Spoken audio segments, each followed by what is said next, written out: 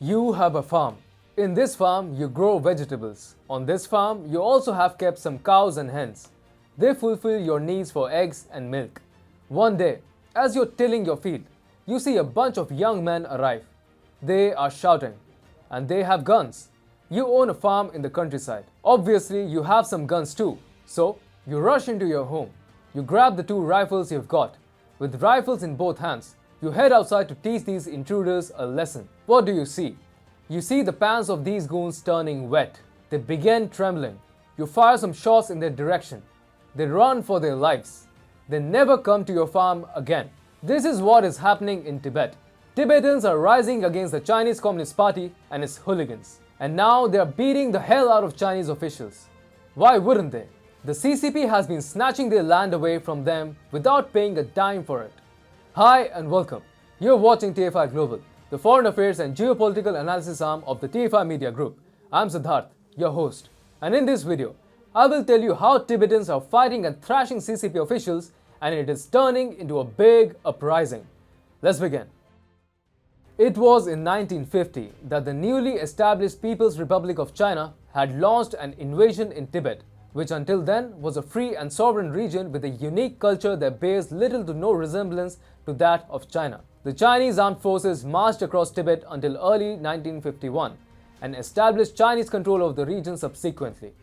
Back then, scores of Tibetans, including the topmost leader of the Tibetan Buddhist order, the Dalai Lama, had fled to India seeking refuge. India provided a safe shelter to Tibetan refugees, and today the community is thriving in the country and has even set up a Tibetan government in exile at Dharamshala. Now, Tibetans who remain under the brutal rule of China know what they are missing out on. They are missing out on freedoms, free speech, liberty, democracy, secure life, and above all, their resources. China has launched a campaign to subjugate Tibet even further. And this involves grabbing the land of poor Tibetan civilians, promising them development but never actually paying compensation for the land taken over. It is pretty much a racket which the Chinese Communist Party is running in Tibet. Now, the people of Tibet are rising against the CCP's land grab tactics. Tibetans have mastered the art of patience, meditation, and also decisiveness. So, if the Chinese Communist Party thought its rule over Tibet was only going to get easier here on, it's in for a big surprise. Bruised Chinese officials, who most likely cried their hearts out after being beaten by Tibetan civilians, are testimony to the same. According to Radio Free Asia, Tibetan villagers and Chinese officials clashed this month over the failure of authorities to pay compensation for land taken for a construction project. The clash took place on November 10 in Domda village in the Yushu Tibetan Autonomous Prefecture in Qinghai. According to a Tibetan source quoted by RFA, no one was allowed to record any videos or take photos of the commotion, and no one was hurt. However, this land issue has become very critical now, and all construction work has been halted for the time being. The CCP had earlier this year seized a large parcel of land from Domda residents.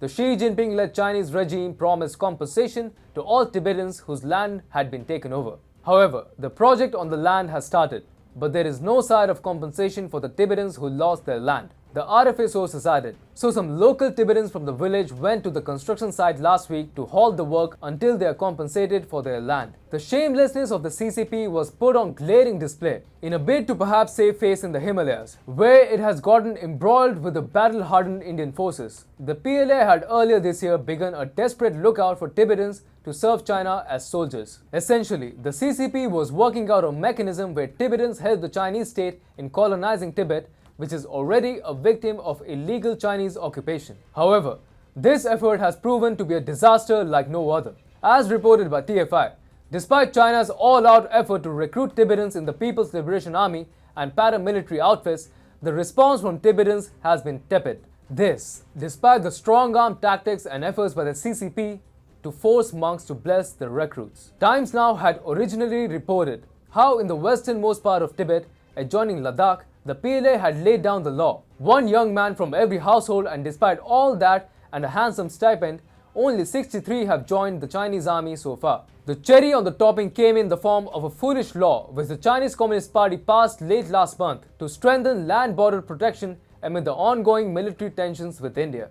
The legislation formalizes combining the military defense of China's land borders with improving social and economic development in border areas. The central theme of the law is for China to build border settlements in Tibet and shift Tibetans to these settlements. China believes that if it erects border area settlements, villages and towns across the Indo-Tibetan border, India will be unable to launch military offensives against the communist nation.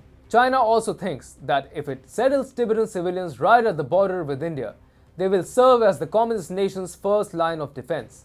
However, as explained by TFI, the Tibetans who will be placed close to the border with India will help the Indian army. Tibetans are now physically taking on the CCP and its louts. Tibetans are no longer willing to have their land snatched from them and their freedoms trampled upon. Tibet is beginning to rise against China, and this is the cue for the world to step up the rhetoric against China's illegal occupation of Tibet.